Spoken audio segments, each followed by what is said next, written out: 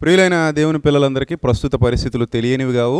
Already ఏం జరిగిందో, ఎవరెవరు ఎలా స్పందిస్తున్నారో అన్నీ మీరు చూస్తున్నారు.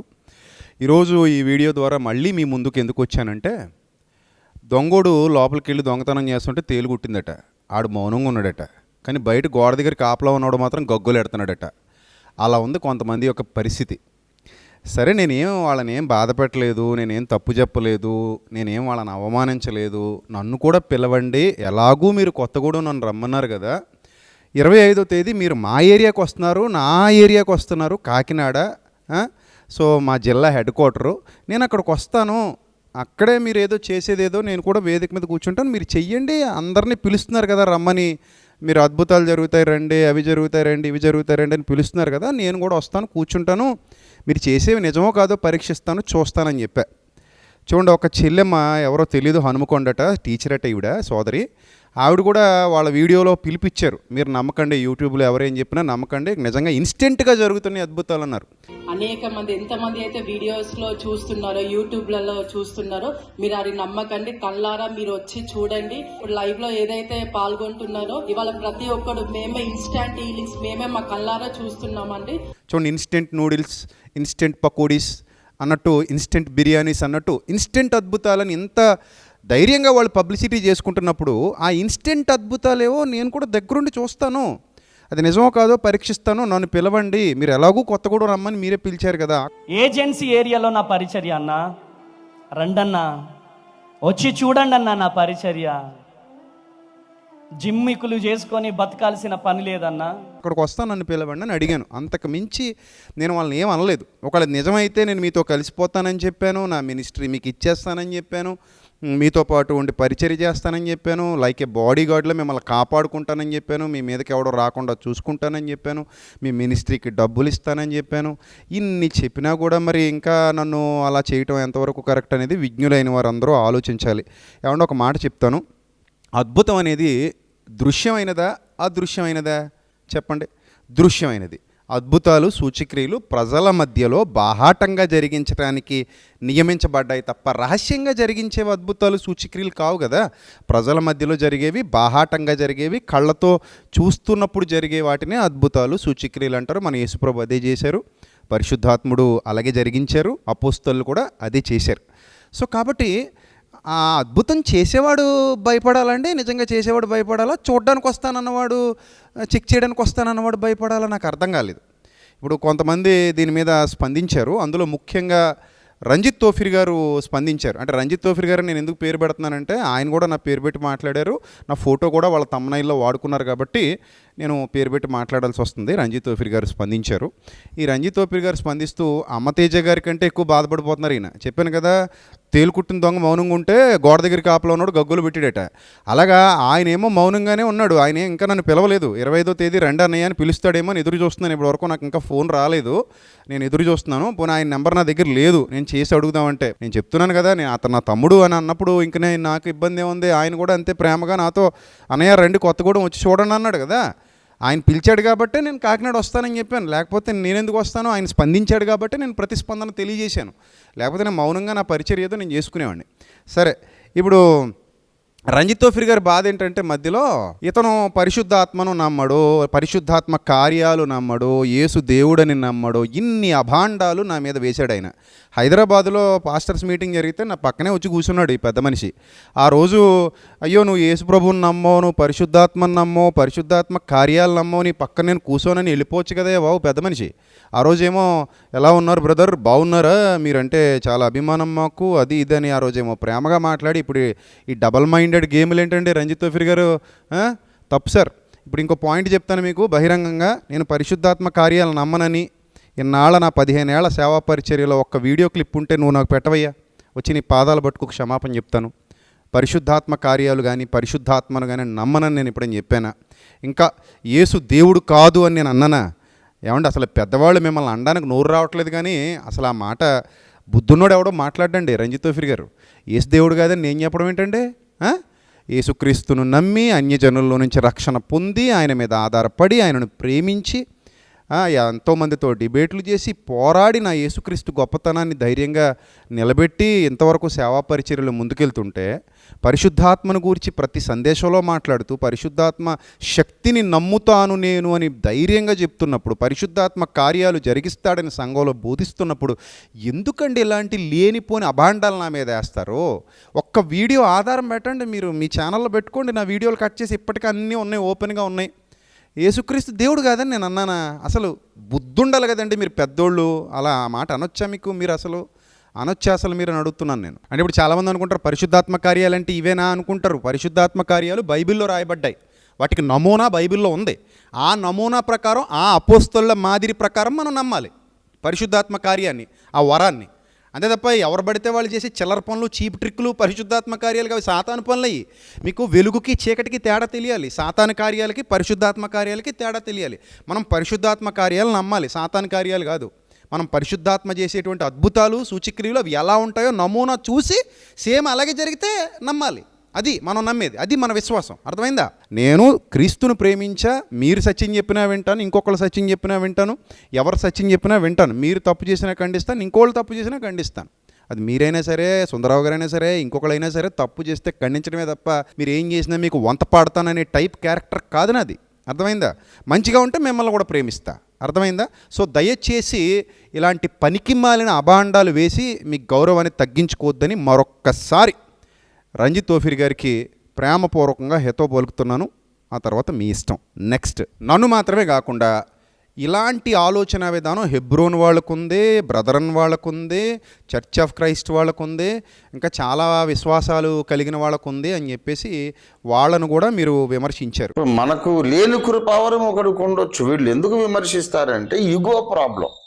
ఇప్పుడు పేర్లు పెట్టి పిలవడము, నీ పేరు ఇది, నీకు ఈ రోగం ఉంది, దేవుడు స్వస్థపరుస్తున్నాడని చెప్పటం, అది అసాధారణమైన పని. మరి మనకు లేదు అది కనుక నాకు లేనిదేదో వాడుకున్నదని ఒప్పుకోవడానికి ఇగో అడ్డం వస్తుంది ఇక్కడ కూడా. ఓకే, పరిశుద్ధాత్మను నమ్మని, అంగీకరించని, వరములను అంగీకరించని ఒక సెక్షన్ ఉంది క్రైస్తవ సమాజంలో. బ్రదరన్స్ కానీ, చర్చ్ ఆఫ్ క్రైస్ట్ వాళ్ళు కానీ, హెబ్రోన్ వారు కానీ, వీళ్ళందరూ, హెబ్రోన్ అంటే బ్రదర్ అనే ఒకప్పుడు, వీళ్ళందరూ అసలు పరిశుద్ధాత్మ వరములు, భాషలు ఏమి నమ్మరు. కనుక ఎవరైనా ఆ వరాలను ఎక్సర్సైజ్ చేస్తుంటే, వరాలను ఉపయోగించుకుంటుంటే ఇదంతా మోసము, బూటకము అని వీళ్ళు దూషిస్తారు. ఇక్కడ పాయింట్ ఏంటంటే యేసన్న గారు ఖండించారండి. ఇలాంటి గారడీల్ని యేసన్న గారు ఖండించారు. చనిపోయాడు మహానుభావుడు, ఆయన ఖండించాడు. అవునా కాదా? మీరు హోసన్నా మినిస్ట్రీస్లో ఉన్న వాళ్ళందరిని అడగండి, యేసన్న గారు ఇలాంటి గారడీల్ని ఖండించారా లేదా అడగండి. రెండోది ఆర్ఆర్కే మూర్తి గారు ఖండించారు లేదా అడగండి. ఇంకా చాలామంది గొప్ప గొప్ప దైవజనులు ఇలాంటి ప్రాస్పెరిటీ గాస్పెల్ చేస్తున్న వాళ్ళని ఖండించారు, విమర్శించారు, అది తప్పు అని చెప్పారు, ప్రజలను అలా దారి తప్పించి రక్షణ సువార్తల నుండి లోక సంబంధమైన ఆలోచనలోకి నడిపించొద్దని హెచ్చరించారు. సో వీళ్ళందరూ ఖండించారు. సో వీళ్ళందరినీ మీరు ఏంటంటే చర్చ్ ఆఫ్ క్రైస్ట్ వాళ్ళు వీళ్ళందరినీ మీరు విమర్శించవచ్చు. మళ్ళీ పైపెచ్చి ఏమని చెప్తున్నారు నీతి బోధలో? ఎవరిని విమర్శించరాదు, ఎవరిని ఖండించకూడదు, నీకెందుకు, మీ క్రైటీరియా ప్రకారం అమ్మ తేజాన్ని నేను విమర్శిస్తున్నాను, అదే కదా మీ క్రైటీరియా. అదే క్రైటీరియా ప్రకారం మరి మీరు హెబ్రోన్ వాళ్ళని, వీళ్ళని, ఎవరిని, చర్చ్ ఆఫ్ క్రైస్ట్ వాళ్ళని, లేకపోతే బ్రదరన్ సహవాసం వాళ్ళని, వీళ్ళందరినీ మీరు చేసేది ఏంటి? మరి వాళ్ళని ఖండించకూడదట, విమర్శించకూడదట. ఏంటండి బాబు మీరు? మరి నన్ను ఎందుకు విమర్శించారు మీరు ఇప్పుడు? అది లేని అబద్ధాలు చెప్పి పరిశుద్ధాత్మని నేను నమ్మనా? నువ్వు చూసావా? నేను యేసుక్రీస్తు దేవుడని నమ్మనా? మీరు చూసారా? మీరు నన్ను విమర్శించవచ్చు. ఇది ఏందండి బాబు, ఇది దరిద్రపు మెంటాలిటీ. అసలు మీరు విజ్ఞత కలిగి, వివేకం కలిగి ఉన్నారా, లేకపోతే ఏమైనా తప్పుడు మార్గాల్లోకి కానీ వెళ్ళిపోయారా? ఇప్పుడు మీ క్రైటీరియా ప్రకారంగా ఏమన్నారు మీరు? అమ్మతేజ చేస్తున్నటువంటి ఆ వరాలు, ఆ అద్భుత శక్తి, ఆ వరాలు ఈయన దగ్గర లేవు కాబట్టి ఈయన ఇలా విమర్శిస్తున్నాడు. ఆ వరాలు లేకపోతే పేరు పెట్టి పిలవగలిగే శక్తి ఈయన దగ్గర లేదు కాబట్టి ఈయన విమర్శిస్తున్నాడు అసూయతో, ఈగోతో అన్నారు. ఏమండి ఇప్పుడు హెబ్రోన్ వాళ్ళని లేకపోతే ఇంకొకళ్ళని వీళ్ళందరినీ మీరు విమర్శిస్తున్నారు కదా, బ్రదరన్ వాళ్ళని, చర్చ్ ఆఫ్ క్రైస్ట్ వాళ్ళని. నేనేమనాలి మిమ్మల్ని? మీ క్రైటీరియా ప్రకారంగా వాళ్ళ దగ్గర ఉన్న పరిశుద్ధత మీ దగ్గర లేదు కాబట్టి మీరు వాళ్ళని విమర్శిస్తున్నారని నేను అంటే మీరు ఒప్పుకుంటారా? మరి చెప్పండి, మీరు ఒప్పుకుంటారా? ఇప్పుడు మీరు పరలోకంలో సెక్స్ ఉంటుందని చెప్పారు, 300 మందితో ఎంతమందితోనో మీరు అక్రమ సంబంధాలు పెట్టుకున్నారు. దానికి మళ్ళీ మీరు ఒక ఉదాహరణ కూడా చెప్పారు. ఏంటది? శ్రీకృష్ణుడి దగ్గరికి గోపికలు వచ్చినట్టు మీ దగ్గరికి కూడా వచ్చేసారని. ఎవరైనా అమ్మాయి వచ్చి నాతో సెక్స్ చేయమని అడిగితే ఒప్పుకోకుండా వెళ్ళిపో అన్నవాడు మాడాగాడు అవుతాడు కానీ మగోడు ఎందుకు అవుతాడని అన్నారు మీరు. అంటే మీ లెక్కల్లో పోతీఫర్ భార్య పిలిచినప్పుడు పారిపోయిన యోసేపు కూడా మగాడు కాదు మీ లెక్కల్లో. మీరు ఒక్కడే ప్రపంచంలో మగాడు. ఇలాంటి దరిద్రాలన్నీ మేదేసి తిరిగినందుకు నేను మీ గురించి మాట్లాడాను కాబట్టి అప్పట్లో మీరు ఇప్పుడు నాకు బడి ఏడుస్తున్నారు. సరే, ఇప్పుడు ఈ హెబ్రోన్ వాళ్ళు, బ్రదర్ అన్నోళ్ళు, లేకపోతే చర్చ్ ఆఫ్ క్రైస్ట్ వాళ్ళు, మిగిలిన హోసన్న మినిస్ట్రీస్ వాళ్ళు అందరూ కూడా ఈ దరిద్రాన్ని యాక్సెప్ట్ చేయరు కాబట్టి వాళ్ళందరినీ మీరు విమర్శిస్తున్నారని నేను అనొచ్చా మీ క్రైటీరియా ప్రకారంగా? ఏందండి ఇది రంజిత్ తోఫీర్ గారు? తప్పు సార్ అది. మీరు పెద్దవాళ్ళు, మీరు ఇలాగా నాలాంటి చిన్నోడితో చెప్పించుకోకూడదు. మీరు పెద్దోళ్ళు కదా. పోనీ పని చేయండి సార్, మీకు క్యాన్సర్ రోగం వచ్చింది, అక్కడికెక్కడికో తిరిగి పెద్ద పెద్ద హాస్పిటల్ సెలెక్ట్ చేసుకుని మంచి హాస్పిటల్కి వెళ్ళి మీరు చక్కగా వైద్యం చేయించుకున్నారు. దేవుడి దేవాళ్ళు మీరు బాగున్నారు, నేను సంతోషిస్తున్నాను. మీరు బాగుండాలనే కోరుకుంటాను నేను ఎప్పటికీ. వేదిక మీద ఒకలాగా, వేదిక మీద ఒకలాగా నేను అన్నాను. ఇప్పుడు వేదిక మీద కూడా అదే చెప్తున్నా, మీరు బాగుండాలనే కోరుకుంటా. మీరు కీమోథెరపీ చేయించుకున్నట్టున్నారు చాలా రోజులు, మీ ఫేస్లో కూడా మార్పులు వచ్చినాయి, ఇప్పుడు కొంచెం ఆరోగ్యంగానే కనబడుతున్నారు.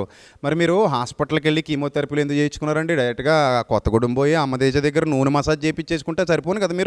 మీరు బలంగా నమ్ముతున్నారు కదా ఆ వ్యక్తిని. మరి అక్కడ బాగుండి ఇంకా కీమోథెరపీలు ఏం మానేయండి. ఏందండి మీ పద్ధతి? మోసం చేసేవాడిని పరీక్షించాలన్నాను. నేనేమి యేసుప్రభుని పరీక్షిస్తాను అనట్లా. శాస్త్రులు పరిచయిల్లాగా యేసుప్రభు నిజమా కాదో పరీక్షిస్తాను, నువ్వు సూచక్రియలు చేసావు నిజమా కాదో పరీక్షిస్తాను, శాస్త్రులు పరిచయిల్లాగో లేదా తోమా గారిలాగో నేను నా యేసయ్యని పరీక్షించట్లేదండి. యేసు మీద నాకు నమ్మకం ఉంది, పరిపూర్ణమైన విశ్వాసం ఉంది యేసుప్రభు మీద, పరిశుద్ధాత్మ కార్యాల మీద. ఆయన శక్తి గలవాడు, ఆయనకు అసాధ్యమైనది ఏదీ లేదు, ఆయన ఏదైనా చేయగలడని నమ్ముతున్న వ్యక్తులలో మొట్టమొదటి వాడిని నేను. నా ప్రభు కార్యాలు చేస్తాడు, నేను చూశాను. నా సంఘంలోనూ ఇతర సంఘాల్లో కూడా చేయడం నేను చూశాను, విన్నాను. ప్రభు వ్యక్తిగతంగా వాళ్ళ విశ్వాసాన్ని బట్టి జరిగించిన కార్యాలని నేనెందుకు అనుమానిస్తాను సార్? నేను అనుమానించట్లేదు, నేను అనుమానిస్తున్నది మనిషిని.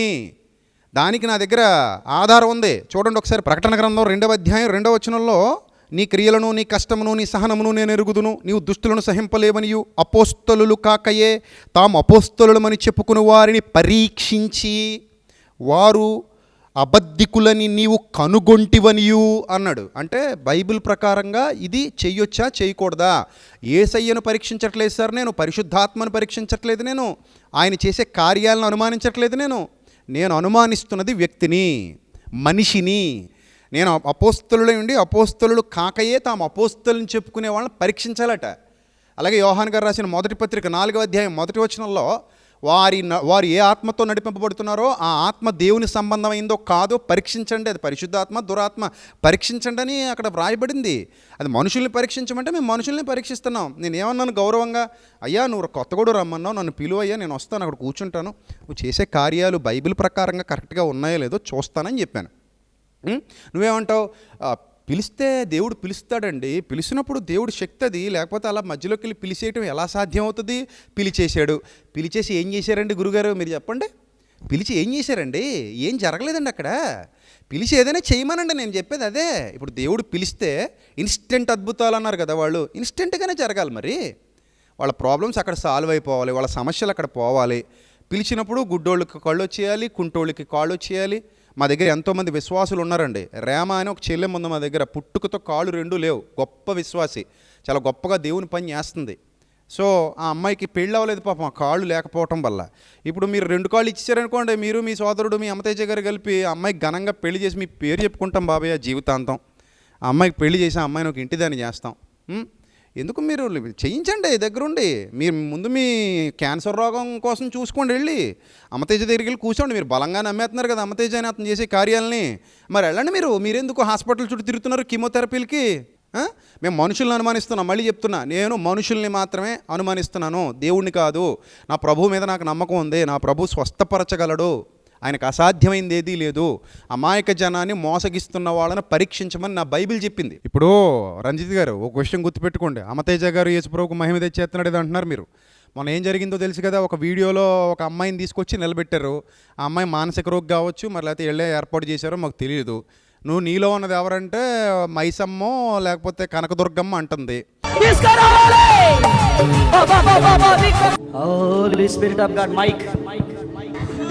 ఏం సంగతి? నీ ప్రభు నన్ను పోగొడతాడా?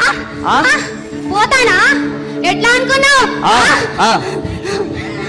ఏడుగురం దేవతలం. దుర్గామాత ఈడ నీ ప్రభు ఏం చేయలేడు. నీలాంటి బాబా డాబా అందరినీ నిలిచిపించేసిన పిల్లలు కూడా కానీ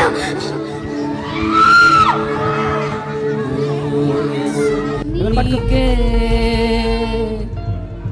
ఆరాధన యేసు నీకే. వెళ్ళిపోతావా చెప్పు చెప్పు. ఇటు చూడు ఇటు చూడు. వెళ్ళిపోతావా వెళ్ళిపోవా. ఇక్కడ ఏ దేవుడు ఉన్నాడు చెప్పు.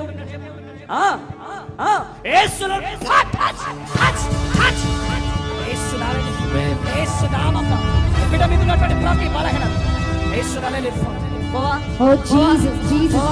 Oh hallelujah. యేసు నామములో బిడ్డ మీద ఉన్నటువంటి ప్రతి Oh Jesus, Jesus, Jesus. Oh hallelujah, hallelujah, hallelujah, hallelujah. ఏం చేస్తావు నన్ను? నేను పోను. నన్ను ఏం చేస్తావు? నన్ను ఏం చేస్తావు నీకు తెలియదా? చెప్పు. నీ ప్రభు చెప్పలే ఏం చేస్తానో చెప్పలే కానీ ప్రభు. Oh Jesus. యేసు నామములో. Oh hallelujah, hallelujah. Oh Jesus. Oh Jesus. Jesus. యేసు నామములో. Jesus. యేసు నామములో. Jesus. Jesus. Jesus. Jesus. Jesus. కమరారబా షేకరియారబా. Hallelujah. Jesus. Jesus. ఇప్పుడు తప్పు కదండి అది. ఇప్పుడు ఆవిడని చూపించి నువ్వు కనకదుర్గమ్మని లేకపోతే మైసమ్మని కోట్లాది మంది హైందవ సోదరులు విశ్వాసాన్ని కించపరుస్తూ వాళ్ళు నమ్ముతున్నారండి. వాళ్ళని మీరు దెయ్యాలు అని అంటే వాళ్ళకి ఎంత బాధగా ఉంటుందండి. ఇప్పుడు ఒక హైందవ సోదరుడు యేసుప్రభుని ఒక దెయ్యం పట్టినోడి మీదకి యేసుప్రభు వచ్చినట్టుగా చూపించి హనుమాన చాలీసా చదివి యేసుప్రభుని ఎల్లగొట్టినట్టుగా ఒక స్క్రిప్ట్ చేశాడు అనుకోండి, మనం బాధపడమా చెప్పండి. అంటే మా యేసుప్రభుని దయ్యం అంటావా అని మనకి ఎంత నొప్పి కలుగుతుందో, కనకదుర్గమ్మని దయ్యం అన్నప్పుడు కూడా వాళ్ళకి అంతే నొప్పి కలుగుతుంది కదండి. ఇది పరమత సహనం ఎలా అవుతుందండి? దీనివల్ల రక్షణలోకి వస్తారా ఎవరైనా? యేసుప్రభుని విమర్శించి దూరం పోతారా? అసలు మీరు దేన్ని సమర్థిస్తున్నారు రంజిత్ తోఫీర్ గారు? ఆ వీడియో మీ కళ్ళకు కనబడలేదా? మరి అది అమ్మతేజ గారు చేసింది, అది కరెక్టా? అది చెప్పండి, మీరే చెప్పండి. మీరు అమ్మతేజ గారి గురించి నాకు తెలీదు, నిన్న మొన్న ఎప్పుడో చూశాను అంటున్నారు. నాకు తెలీదు ఆయన గురించి. నేను ఈ మధ్య చూశాను. చూసుకోండి, ఇంకా చాలామంది ఉన్నారు ఇలాంటి వాళ్ళు. చాలామంది అడుగుతున్నారు, అమ్మతేజ గారు ఒక్కరే కనబడుతున్నారా మీకంటే ఇంకెవరు కనబడట్లేదని. ఎవరు కనబడినా నేను ఇలాగే ప్రశ్నిస్తా. మొన్న ఎలక్షన్లో ప్రవీణ్ గారిని ప్రశ్నించలేదా? పృథ్వీపాల్ అన్న ఆయన ప్రశ్నించలేదా? సో ఇక మీదట ఇలా చేస్తున్న వాళ్ళ మనుషుల్ని నేను కాదు మీరందరూ మనమందరం కలిసి పరీక్షిద్దాం, ప్రశ్నిద్దాం. సత్యమైతే నెత్తిన పెట్టుకుందాం, అసత్యమైతే ఇది అసత్యం అని ప్రజలకు బాహాటంగా తెలియజెప్పుదాం. ఏమండి, మూర్ఖులే విమర్శిస్తారు, మూర్ఖులే పరీక్షిస్తారు, మూర్ఖులే ఇలా చేస్తారు. ఎందుకు? అతను చేసినా యేసుప్రభు దగ్గరికే నడిపిస్తున్నాడు, నువ్వైనా యేసుప్రభు దగ్గరికే నడిపిస్తున్నావు కదా. ఓవరాల్గా అందరూ వచ్చి స్టాండ్ అయ్యేది అక్కడే కదా. నువ్వు ఏం చేసినా యేసుప్రభువే చివరికి రక్షకుడని ప్రకటిస్తున్నాడు కదా అతను. అమ్మతేజ మోసం చేస్తున్నాడు, పేర్లు పెట్టి పిలుస్తున్నాడు అని మాట్లాడే ఆ మూర్ఖమైనటువంటి ద్వేషము, విమర్శలు ఎందుకు? అనేక మంది రక్షణలోకి నడిపిస్తున్న ఒక సహోదరుడు క్రీస్తు సైనికుడే కదా. నేను క్రీస్తు సైనికుడినే, అతడు క్రీస్తు సైనికుడే. ఆయనకు ఆ వరము మరి దేవుడు ఇచ్చాడని ఆయన నమ్ముతున్నాడు. అది చాలా మంది కూడా నమ్ముతున్నారు. ఆయన ఆ పద్ధతిలో కూడా ఆఖరికి వచ్చి కంక్లూజన్ ఏంటి? పేర్లు పెట్టి పిలుస్తున్నా గనక అమ్మతేజయ్య రక్షకుడు అని ఆయన చెప్పట్లేదు కదా. చెప్పట్లేదు, ఏసే రక్షకుడు అని చెప్తాను. ఏసే రక్షకుడు అని అమ్మతేజ చెప్పినప్పుడు, ఏసే రక్షకుడు అని నేను కూడా చెప్పినప్పుడు, కంక్లూజన్ ఇద్దరిది ఒకటే అయినప్పుడు నేను ఆయన ఎందుకు విమర్శించాలా? ఇది మూర్ఖత్వం. ఇది ఏం చేసినా యేసుప్రభువే చివరికి రక్షకుడని ప్రకటిస్తున్నాడు కదా అతను. మీకెందుకయ్యా కడుపు మంట, మీకెందుకయ్యా నొప్పి అంటున్నారు. ఏమండి, పేతురు గారు రాసిన 2వ పత్రిక 2వ అధ్యాయం 1వ వచనంలో మీలో అబద్ధ బోధకులుందురు, అబద్ధ ప్రవక్తలు మీలో నుండే బయలుదేరుదురు, వారు తమ్మును కొనిన ప్రభువును కూడా విసర్జిస్తూ, తమ్మును కొనిన ప్రభువుని అంటే వాళ్ళకు కూడా ప్రభు ఎవరో మన ప్రభువే, విసర్జిస్తూ తమకు తామే శీఘ్రంగా నాశనం కలగజేసుకొనుచు నాశనకర్మకు భిన్నాభిప్రాయములు రహస్యముగా బోధిస్తారు. మరియు అనేకులు వారి పోకిరి చేష్టలు అనుసరించి నడుస్తారు. వీరిని బట్టి సత్య మార్గము దూషింపబడును. వారు అధిక లోబులై కల్పనా వాక్యములు దేవుని పేరటే చెప్పుచు మీ వలన లాభము సంపాదించుకుంటారు.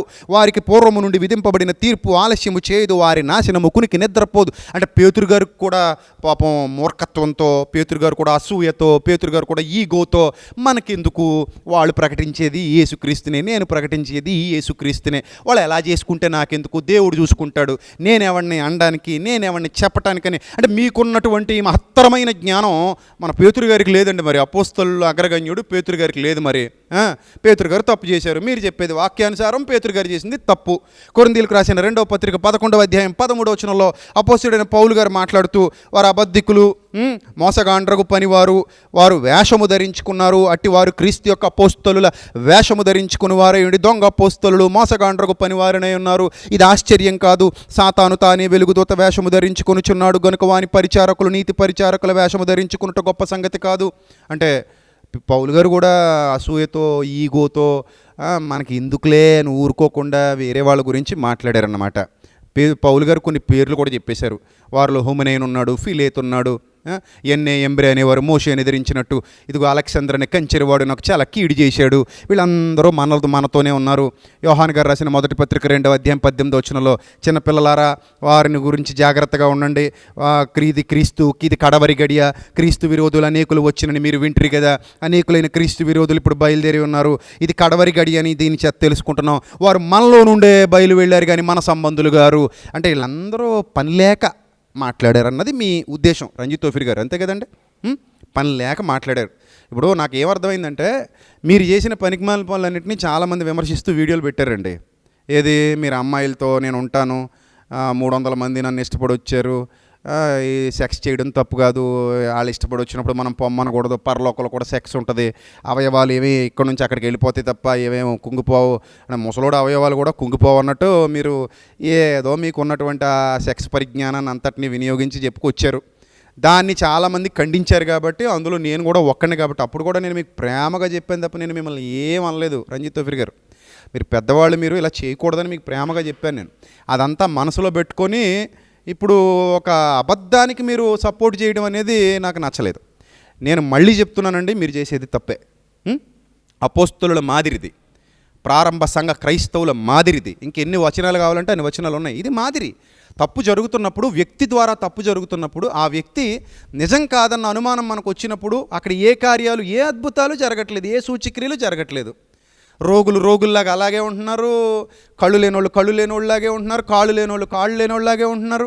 పోనీ మేము తీసుకెళ్తామని నేను తప్పన్నానండి? ఏమండి వింటున్న వాళ్ళు వీక్షకులు చెప్పండి, మీరు కామెంట్, నేను తప్పన్నానండి? మా దగ్గర చాలామంది విశ్వాసులు ఉన్నారయ్యా, కళ్ళు లేవు కాళ్ళు లేవు, పాపం ఇబ్బందుల్లో ఉన్నారు, మీ దగ్గరికి తీసుకొస్తాం, మీరే కదా పోస్టర్లు వేసి మరీ పిలుస్తున్నారు, అద్భుతాలు జరుగుతున్నాయి, ఇన్స్టెంట్ అద్భుతాలు, రండి, ఎవరు చెప్పినా నమ్మకండి, రండి అని మీరు పబ్లిసిటీ చేయించుకుంటున్నారు కదా. మేము వస్తాం, చేసి పంపించేయండి బాబు, మీకు రుణపడి ఉంటాం, మీ కాళ్ళు పట్టుకుని మీకు క్షమాపణ చెప్తాం, మీరు నిజంగా చేస్తే మీడియాను కూడా తీసుకొస్తాం, మీ పక్షాన మాట్లాడతాం, మీకు డబ్బులు ఇస్తాం, మిమ్మల్ని ప్రేమిస్తాం, మా సంఘాలు మీ చేతుల్లో పెడతాం, మీరే మాకు మార్గదర్శులు అన్నంతగా మీ వైపు చూస్తామని ఇంత ప్రేమగా చెప్పాను తప్ప ఎక్కడైనా నేను తప్పుగా మాట్లాడని చెప్పండి. కొత్తగూడు రా అని పిలిచింది కూడా ఆయనే, ఆ తమ్ముడు అమ్మతేజ. ఏజెన్సీ ఏరియాలో నా పరిచర్య అన్న, రండన్నా, వచ్చి చూడండి అన్న నా పరిచర్య. జిమ్మికులు చేసుకొని బతకాల్సిన పని లేదన్నా. నేను వస్తానని చెప్పాను తప్ప నేనేమైనా నేను బాధ పెట్టడానికి వస్తానన్నా? నీతో పాటు వేదిక మీద కూర్చో. ఇప్పుడు అందరినీ పిలిచావయ్యా, అందరూ వస్తున్నారు, అందులో నేను ఒక్కడిని కదయ్యా, అంతే కదా, నేను కూడా వస్తాను. అందరూ ఏ అవసరాల కోసం తీరుస్తామనే కదా వస్తున్నారు, నేను కూడా అలాగే నా మనుషుల్ని తీసుకొస్తాను. నువ్వు మా అవసరాలు తీరుస్తావని ఆశతో వస్తున్నాను. నా దేవుడు నీకు వరం ఇచ్చాడని నువ్వు చెప్తున్నావు కదా, నా ప్రభువు నీకు వరం ఇచ్చాడంటే నా ప్రభువే కదా నీ ప్రభువు, నా ప్రభువు ఒక్కడైనప్పుడు నా ప్రభువు నీకు వరం ఇచ్చాడన్నప్పుడు నా ప్రభువు వరాన్ని నీ దగ్గర నుంచి నేను వినియోగించుకోవటానికి అర్హుణ్ణి కానా? నేను నా ప్రభువును అనుమానించట్లా, నిన్ను అనుమానిస్తున్నాను. నువ్వు నిజంగా కార్యం చేస్తే కనుక నిన్ను నమ్ముతాను, నేను చూసి నమ్ముతాను నిన్ను, నా ప్రభువుని చూడకుండా నమ్ముతాను, వినుట వల్ల కలిగిన విశ్వాసం అది. నా ప్రభువుకి నీకు సంబంధం లేదు. చాలామంది ఇలా వక్రీకరిస్తున్నారు. విజయప్రసాద్ రెడ్డి పరిశుద్ధాత్మను అనుమానిస్తున్నాడు. అస్సలు అబద్ధాలు మాట్లాడకండి, దేవుడికి లెక్క చెప్పుకోవాలి మీరు. అదే పరిశుద్ధాత్మ ప్రేరణతో రోషం కలిగి రోజు ప్రభు కొరకు నిలబడిన వాడని నేను, అదే పరిశుద్ధాత్మ శక్తితో ప్రభు కొరకు నిలబడిన వాడని నేను ఏకాంత ప్రార్థన చేయనా? రంజిత్ తోఫీర్ గారు మీరు చూశారు ఎప్పుడైనా? ఎన్నిసార్లు ఎన్ని గంటలు నేను ప్రార్థన గురించి మాట్లాడాను, ప్రార్థన చేస్తాను, నేను ప్రార్థనలో గడుపుతాను. మీకు ఏం తెలుసండి నా ఆత్మీయ జీవితం గురించి? నేను ఎంత బైబిల్ ధ్యానిస్తాను, ఎంత నేర్చుకుంటాను, మీకు ఏం తెలుసండి నా ఇంట్లో నేను ఎలా ఉంటానో మీరు వచ్చి చూశారు అసలు ఎప్పుడైనా? ఏంటి సార్ మీరు మాట్లాడేది? తప్పండి, చాలా తప్పు మీరు చేసేది. ఇప్పుడు బైబిల్లో విజ్ఞులైన వారందరికీ ఒక రెఫరెన్స్ చెప్తున్నాను, జాగ్రత్తగా వినండి. బైబిల్లో చెరసాలకు వెళ్ళిపోయినప్పుడు బాప్తిస్మం ఇచ్చి యోహాను గారికి ఒక డౌట్ వచ్చేసింది, అనుమానం వచ్చేసింది ఆయనలోకి. ఎవరి మీద వచ్చింది తెలుసా అనుమానం? రాబోవు వాడవు నీవేనా, ఇంకెవరి కోసమైనా మేము కనిపెట్టాలా? యేసు ప్రభు మీద వచ్చిందండి అనుమానం. అర్థమైందా? చూడండి మత్తయి సువార్త 11వ అధ్యాయము 2వ వచనం నుంచి ఉందా ఆ సందర్భం చూడండి. నేను చదువుతున్నాను చూడండి. క్రీస్తు చేయుచున్న కార్యములను గూర్చి యోహాను చెరసాలలో విని, రాబోవాడవు నీవేనా, మేము మరి ఒకరి కొరకు కనిపెట్టాలని ఆయన అడుగుటకు తన శిష్యుల్ని పంపించాడట. అనుమానంతో పంపించాడు ఆయన. అప్పుడు యేసు వారిని చూచి, మీరు వెళ్ళి మీరు కన్న వాటిని, మీరు విన్న వాటిని, ఇదిగో మీరు ఇక్కడ ఏదైతే చూశారో, ఇక్కడ మీ కళ్ళ ముందు ఏదైతే కనబడిందో, మీ చెవులతో ఏదైతే ఇక్కడ విన్నారో, అది వెళ్ళి ఎవరికి చెప్పండి? యోహానికి చెప్పండి. ఇంతకీ వాళ్ళు ఏం కన్నారట? అక్కడికి వచ్చి అనుమానంతో వచ్చిన వాళ్ళు గురుగారి దగ్గర నుంచి యేసయ్య దగ్గర ఏం కన్నారట? గుడ్డివారు చూపు పొందుచున్నారు. Point number 1. గ్రుడ్డివారు ఇక్కడ చూపు పొందుచున్నారు, కృంటివారు నడుచుచున్నారు. Point number 2, కుష్ఠరోగులు శుద్ధులగుచున్నారు. కుష్ఠరోగం ఎలా ఉంటుందో తెలుసు, గుడ్డోళ్ళు ఎలా ఉంటారో మీకు తెలుసు, ఫోటోల్లో చూస్తారు. కుంటోళ్ళు ఎలా ఉంటారో మీకు తెలుసు, పోలియో కాళ్ళు. వీళ్ళందరూ శుద్ధులగుచున్నారు, చెవిటివారు వినుచున్నారు. ఇక చివరికి చనిపోయిన వాళ్ళు కూడా వెంటనే లేపబడుతున్నారు. అంటే శవాలను కూడా తీసుకురమ్మన్నాడు అనమాట యేసుప్రభు. అద్భుతాలు చేసేవాడు ఎప్పుడు భయపడ్డండి. తీసుకురండి శవాలు, ఎంతమంది వస్తారో రండి అంటాడు. ఆయనలో వరం ఉందండి. ఇప్పుడు అన్నం ఉన్నవాడు, అన్నదానం చేస్తానన్నవాడు, దగ్గర అన్నం ఉన్నవాడు, మేము అన్నదానం చేస్తే మీరు పెడితే తినడానికి వస్తామన్న వాళ్ళని పోండి మీరు రాకండి, మీకు అన్నం మీద నమ్మకం లేదు, నేను పెడతానని నమ్మకం లేదు అంటాడా? అలాగెందుకంటాడండి? నిజంగా అన్నం ఉంటే పెట్టి ఆకలి తీర్చుకుని వెళ్ళిపోతారు అంతే. గుడ్డోళ్ళు రండి, కుంటోళ్ళు రండి, చచ్చిపోయిన వాళ్ళు తీసుకొచ్చేయండి, మేము అక్కడ స్వస్థత చేసేస్తాం, లేకపోతే అద్భుతం చేసేస్తాం, మీరు వెళ్ళిపోండి అని చెప్పాలి. మనుషులారా, మీరు దేవుని పేరట, మా దేవుడి పేరు మీరు వాడుకుంటున్నారు కాబట్టి ముందు మాకు చేయండి, తర్వాత అన్యులకి చేద్దరు కానీ. ముందు మా సంఘాల్లో ఉన్న వాళ్ళకి చేయండి, విశ్వాసులకి చేయండి, తర్వాత అన్యులకి చేద్దరు కానీ. అంతే తప్ప ఏంటండి ప్రాస్పెరిటీ గాస్పల్ పేరుతో ఎంతమందిని మాయ చేస్తారండి? నేను చేసే తప్పు అయితే నన్ను ప్రజల మధ్యలో ఉరి తీసేయండి, ఆ రోజు 25 నేను వస్తాను, ఆయన చెప్పమనండి, ఒక్క మాట చెప్పమనండి, అన్నయ్య నువ్వు రా, నీ ఎదురుగా మేము చేస్తాం. ఇంకా చివరిగా రంజిత్ తోఫీర్ గారిని పిలుస్తున్నా. ఈ క్రైటీరియా ప్రకారంగా యేసు ప్రభువు కుంటివారు నడుస్తున్నారు, గుడ్డివారు చూపు పొంచున్నారు, మీరు వెళ్ళి యోహానికి చెప్పండి అని అన్నాడు కదండి. వచ్చి చూసి మీరు కన్న వాటిని విన్న వాటిని అన్నాడు. అలాగే నేను ఇప్పుడు యేసు ప్రభువును అనుమానించట్లా, అపోస్తలుల పేరు చెప్పుకుని మోసం చేస్తున్న వాళ్ళని అనుమానిస్తున్నాను. అలాగే వీళ్ళు కూడా అదే పద్ధతి ప్రకారం, మరి మీది ఒరిజినలే కదండి. డూప్లికేట్ భయపడాలి, ఒరిజినల్ ఎందుకంటే భయపడాలి? డూప్లికేట్ అయితే భయపడాలి, ఒరిజినల్ ఎప్పుడు భయపడక్కర్లేదు. యథార్థవంతులు నీతిమంతులు సింహం వలె ధైర్యంగా ఉంటారు. అయ్యా రండయ్యా, అందరితో పాటే మీరు రండి, కూర్చోండి, చూడండి, మీరు కూడా పొందుకోండి అని అంటారు అంతే. నేను చెప్తున్నాను కదా, మా చెల్లెమ్మ రేమాన్ని తీసుకొస్తాను, పాపం చాలా ఇబ్బంది పడిపోతుంది. ఆ పిల్లని చూస్తుంటే నాకు జాలేస్తుంది. ఇంకా పెళ్ళి అవ్వలేదు, కుటుంబాన్ని అంతటిని మోసు తిరుగుతుంది, అలాగే కుంటుకుంటూ సువార్తకి వెళ్తుంది. వాక్యం కూడా చెప్పుద్దా బిడ్డ, అంత విశ్వాసం ప్రభు మీద. కానీ లాజర్ని దేవుడు అలా విడిచిపెట్టినట్టు చివరి వరకు ఆ అమ్మాయిని కూడా అలాగే విడిచిపెట్టాడని నేను నమ్ముతున్నాను. విశ్వాసంలో అయినా అలాగే బతుకుతుంది. ఒకవేళ మీరు మీ శక్తిని వినియోగించి, మీ పవర్ని వినియోగించి ఆ అమ్మాయిని లేపుతానంటే 25వ తేదీన అమ్మాయిని తీసుకొస్తాను. ఒక్క మాట ఏమంటే మీకు ఏ అభ్యంతరం లేదు, మీరు హ్యాపీగా రావచ్చు, అందరితో పాటే మీరును రండి. నేను పోని వేదిక కూడా ఎక్కనయ్యా, కింద కూర్చుంటానయ్యా, నన్ను నేను తగ్గించుకొని. ఇంకెంతకంటే ఏంటి? ఇంకా ఎవరో నా మీద వీడియోలు పెట్టారట, ఎవరో జాన్ బాబు అట, అతను ఎవడో కూడా నాకు తెలీదు. అతను కూడా పిలిపించండి బాబు, కాకినాడ రావయ్యా, నువ్వు కూడా రా, అక్కడ మాట్లాడుకుందాం, మన ఇద్దరం వేదిక దగ్గర మాట్లాడుకుందాం, వీడియో లైవ్ పెట్టుకో అక్కడ నుంచి. అక్కడ నన్ను అడిగి ఏం ప్రశ్నలు అడుగుతావో, ఏదో మానసిక రోగాన్ని ఏదో పెట్టేవాటి నా మీద తమ్మునేలు, నీ మీద పరువు నష్టం దావా వేసేయచ్చు నిమిషాల మీద. కానీ వేయలా, ఎందుకంటే ఒక మనిషి యొక్క మానసిక ఆరోగ్యం గురించి తప్పుగా మాట్లాడడం క్రైమ్, అది ఆల్రెడీ తీసి పెట్టాం. నీ మీద పరువు నష్టం దావేసి కోర్టుల చుట్టూ తిప్పేయగలను నేను. కమాన్ కాకినాడ రా, వీడియో పట్టుకుని రా, నీ సెటప్ అంతా తీసుకుని రా, అక్కడ నన్ను ప్రశ్నించి అందరిలో నేను ఏమి తప్పు చేశానో వాక్యానుసారంగా నన్ను ఖండించు. అక్కడ జరుగుతున్న అద్భుతాలు నా కళ్ళకు కట్టినట్టు చూపించి, నా కళ్ళకున్న తుప్పు వదిలించేద్దా, రా మాట్లాడుకుందాం రా. అలాగే ఆయన ఎవరైనా రంజిత్ తోఫీర్ గారు, సార్ ఫ్లైట్ టికెట్ తీస్తాను సార్, మీరు కూడా వచ్చేయండి, మనం అందరం అక్కడే కలుద్దాం. 25వ తేదీ ఒకటేసారి అయిపోద్ది. మీరు ఏమైనా చెప్తే అక్కడ చెప్తురు, కానీ నేను ఏమైనా అడిగితే మిమ్మల్ని అక్కడ అడుగుతాను వేదిక మీద. రండి సార్, మీరు అందరూ వచ్చేయండి. ఇంకెవరైతే మరి రావాలనుకుంటున్నారో, ఇంకెవరైతే మరి చెప్దాం అనుకుంటున్నారో చెప్పేయండి, మొత్తం అందరూ చెప్పేయండి. నా తప్పు అయితే ఖండించండి, వాక్యానుసారంగా ఖండించండి. ఇప్పుడు కొంతమంది అంటారు కదా, ఏంటండి ఇది పబ్లిక్లో, ఏంటి సార్ ఇది అంటారు. ఆ జరిగేవన్నీ పబ్లిక్లోనే జరుగుతున్నాయి. రంజిత్ తోఫీర్ గారు కూడా ఏదో పెద్ద ఉత్తముడిలాగా పబ్లిక్లో కాదండి, నువ్వు వీడియో పబ్లిక్లో పెట్టావా లేకపోతే నా పెంటమే పెట్టావా? యూట్యూబ్లో కదేటి పెడతా పబ్లిక్లో. రంజిత్ తోఫీర్ గారు మీరేమో పబ్లిక్లో ఏదో అడవిలో మహానాడు చెప్తారండి బాబు. మీరు అన్నీ పబ్లిక్లో చేస్తారు, సోషల్ మీడియాలో మీరు వీడియోలు పెట్టుకుంటారు, అన్యజనులు ఏమో వాటిని తీసుకుని అవమానపరుస్తారు. నేను నా ఛానల్లో మాట్లాడుకుంటే మాత్రం అర్రే పబ్లిక్ పబ్లిక్ పబ్లిక్, మీరంతా ప్రైవేట్. మరి ఏందండి ఇది? జనాలు ఏమైనా తెంగరోళ్ళు అనుకున్నారా, లేకపోతే ఏమైనా తెలివైన వాళ్ళు అనుకున్నారా మీరు? మాట్లాడాల్సిన విషయాలన్నీ మాట్లాడేసి నేను విజయప్రసాద్ రెడ్డిని అనలేదు. ఏంటండి ఇది? నేను కూడా మిమ్మల్ని ఏమనలేదండి. మనసులో ఏం పెట్టుకోకండి. ఐ లవ్ యూ రంజిత్ తోఫీర్ గారు. ఎదురుపడితే మీరు ఎక్కడైనా నాకు కనబడితే మీతో ప్రేమగానే మాట్లాడతాను నేను. ఏదో పట్టినోడు పలకంటే చూసినోడు జల్ అన్నాడట. అలాగే అదే చెప్తున్నారు. మీరు పట్టింది పలకో చేపోతే లేకపోతే జల్లో మాకు ఒకసారి చూపెట్టండి అంటున్నాం. చూసినోడు దూరం నుంచి చూసినోడు జల్లో పలకో తెలియదు కదా. దగ్గరకు వస్తాం బాబయ్య, అది పలకే అని మాకు చూపించారనుకో, అవునవును రంజిత్ తోఫీర్ గారు చెప్పినట్టు ఇది పలకే అంటాం మేము కూడా. దిక్మాల సామెతలు మాకు కూడా వచ్చారు. నేను మరలా వీక్షకులందరికీ చెప్తున్నా ఈ వీడియో చివరిలో, దయచేసి నన్ను అపార్థం చేసుకోవద్దు ఎవరేం చెప్పినా సరే. నేను పరిశుద్ధాత్మ కార్యాలు నమ్ముతాను. పరిశుద్ధాత్మను కలిగిన వాడను నేను. ఆయన కోసం చావడానికి కూడా సిద్ధపడిన వాడను నేను. నా ప్రభు కోసం ఎన్నో బలమైన కార్యాలు చేసిన వాడను, చేస్తున్నవాడను. సత్యం కోసం చచ్చిపోవడానికి కూడా వెనకాడను. అది నాకున్న రోషం, పౌరుషం. నన్ను ప్రేరేపిస్తున్నవాడు పరిశుద్ధాత్ముడే. నన్ను మాట్లాడమని నిద్రపోనివ్వకుండా నువ్వు వెళ్ళు మాట్లాడని నాకు ఆలోచన ఇస్తున్నవాడు నా పరిశుద్ధాత్ముడే. నువ్వు వెళ్ళాలి నాన్న, నేను నిన్ను ఏర్పరచుకున్నాను, అన్యజనుల్లో నుండి నేను రక్షించుకున్నాను, నువ్వు సత్యం కోసం నిలబడాలని నన్ను పదే పదే నాకు ఆలోచన చెబుతున్నవాడు పరిశుద్ధాత్ముడే. నాలో ఈ రోషాన్ని, పౌరుషాన్ని, ధైర్యాన్ని పెట్టినవాడు పరిశుద్ధాత్ముడే. నేను భయపడను, ఎందుకంటే నాలో ఉన్నవాడు పిరికివాడు కాడు, నాలో ఉన్నవాడు ధైర్యవంతుడు. అవును, నన్ను ఏర్పరచుకున్నవాడు ధైర్యవంతుడు, పిరికోడిని కాదు నేను. అందుకే అంత ధైర్యంగా మాట్లాడుతున్నాను. పరిశుద్ధాత్మ వలన కలిగిన ధైర్యం ఇది. అందుకే ఎక్కడికైనా సరే వస్తానన్నంత రాను అని అనట్లేదు నేను. మరి ఎందుకు మీరు ఫోన్ చేయమని ఎందుకు అడుగుతున్నారని మీరు అనొచ్చు. ఇప్పుడు ఆయన కొత్తగూడెం రమ్మని నేను ఇన్విటేషన్ ఇచ్చాడు, కొత్తగూడెం వెళ్ళిపోవచ్చు. కానీ కాకినాడ వస్తున్నాడు. ఇది కార్యం ఏంటి? ఇప్పుడు అందరూ ఏగర్లీ వెయిటింగ్. అన్న మీరు వస్తే మేము వస్తాం. సేవకులయ్యా నాకు ఫోన్ చేసి చెప్తున్నారు మేము వస్తామని, మా సంఘాల్లో వాళ్ళని తీసుకొస్తామని. సో కాబట్టి ఇప్పుడు నేను డైరెక్ట్గా వెళ్ళిపోయాను అనుకోండి, ఆయన ఏమంటాడు, నేను పిలవలేదు, ఈయన వచ్చేసి మమ్మల్ని ఇబ్బంది పెడుతున్నాడని అది ఏడుస్తాడు. మొన్న ఏడ్చాడు కదా, అలా ఏడుస్తాడు. అలా కాకుండా గౌరవప్రదంగా అక్కడ ఏ గలాట జరగకుండా గౌరవప్రదంగా జరగాలని ఒక్క మాట, అయ్యా రండి అని ఒక్క మాట అనమనం అంటున్నాను నేను. సపోర్ట్గా రంజిత్ తోఫీర్ గారిని తెచ్చుకోండి, సపోర్ట్గా ఎవరో ఉన్నాడు కదా అతను తెచ్చుకోండి, వీళ్ళందరినీ తెచ్చుకొని కూర్చోబెట్టుకొని చక్కగా మనందరం కూర్చుందాం, చూద్దాం అసలు ఏం జరుగుతుంది. అది పలక జల్లా చూద్దాం, అది ఏ చేపో పరీక్షించి అపోస్తలులు కాకయే తాము అపోస్తలులమని చెప్పుకున్న వారిని పరీక్షించినట్టుగా ప్రకటన గ్రంథం 2వ అధ్యాయం 2వ వచనంలో మనం చదివినట్టుగా వాక్యానుసారంగా ముందుకు పోదాం.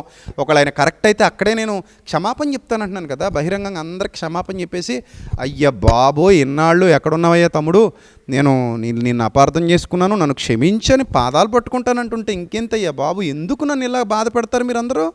నేను ఏమైనా తప్పు చెప్పానా? పోనీ ఇప్పుడు తప్పు చెప్తే తప్పని చెప్పండి, నేనే తప్పు చెప్పలేదు. సో దయచేసి విశ్వాసులైన వారు నన్ను అర్థం చేసుకోండి. నేను యేసుక్రీస్తు దేవుడని నమ్ముతున్నాను, పరిశుద్ధాత్మ కార్యాలు నమ్ముతున్నాను, బైబిల్లో యేసు ప్రభు చేసిన అద్భుతాలు నమ్ముతున్నాను. ఎప్పటికి కూడా నా ప్రభు ఏ కార్యమైనా ఏ విశ్వాసి జీవితంలో చేయగలడని నమ్ముతున్నాను.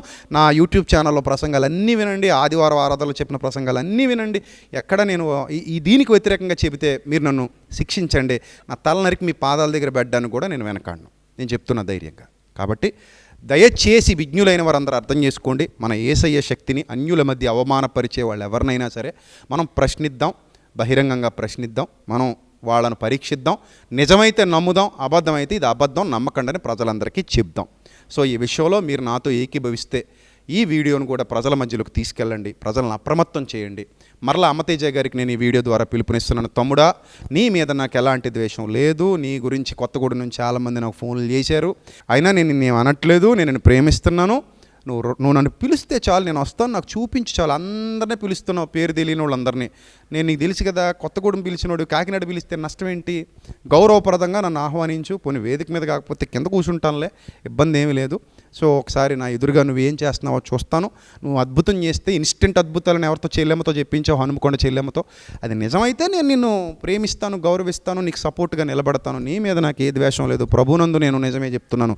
దేవుడు అలాంటి ధన్యత, వివేకం నీకు, ఈ వీడియో చూస్తున్న వాళ్ళందరికీ, ముఖ్యంగా గౌరవనీయులు రంజిత్ తోఫీర్ గారికి ఆ వివేకం, విజ్ఞత ఇవ్వాలని కోరుకుంటూ నా మాటలు ముగిస్తున్నాను. God bless you all, love you all, thank you, God bless you.